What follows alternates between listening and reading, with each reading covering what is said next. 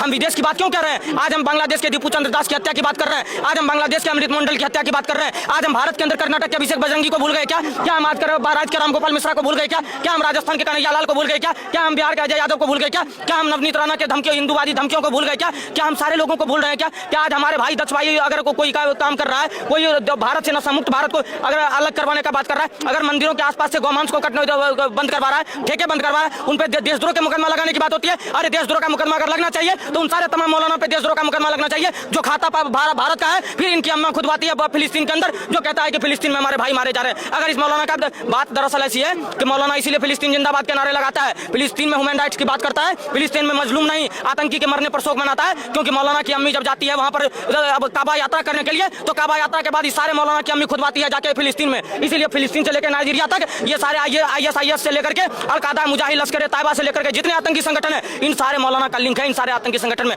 मैं कहता हूं जो मौलाना ह्यूमन राइट्स की बात करता है टीवी पे बैठ करके, वो सारे मौलाना क्यों नहीं कहता है कि कोई अल्लाह अकबर बोल करके किसी की मॉब लंचिंग कर देती है, कोई अल्लाह अकबर बोल करके दिल्ली के चांदनी चौक पे बम फोड़ देता है, कोई अल्लाह अकबर बोल करके अमृत मंडल की हत्या कर देती है, कोई अल्लाह अकबर बोल करके लगातार गजवा हिंद का नारा दे रहा है, दारुल इस्लाम का नारा दे रहा है, वो सारे मौलाना कहां मर जाते हैं। मैं तो कह रहा हूं कि भारत को अगर बचाना है, भारत को अगर हिंदू राष्ट्र बनाना है, तो सबसे पहले इन सारे मौलाना का हिसाब करना पड़ेगा। भारत के अंदर जितने भी मौलाना है जो मदरसे के अंदर बलात्कार करने का काम करता है, आज आपको राजस्थान से लेकर के कर्नाटक तक के सारे मदरसे की जांच होनी चाहिए। मदरसे के नाम पर इस देश में मदरसों में पढ़ाया जाता है, साइंस से अलग ही दुनिया चल रहा है। मौलाना का कह रहा है कि जो धरती चपटी होती है, मौलाना कह रहा है कि 72 हूर मिलेगा। अरे जीते जी पंचर बनाने वाले कौम को बनने के बाद 72 हूर करने देगा। मौलाना ये भी कह रहे हैं कि जिस तरीके की राजनीति हो रही है कहीं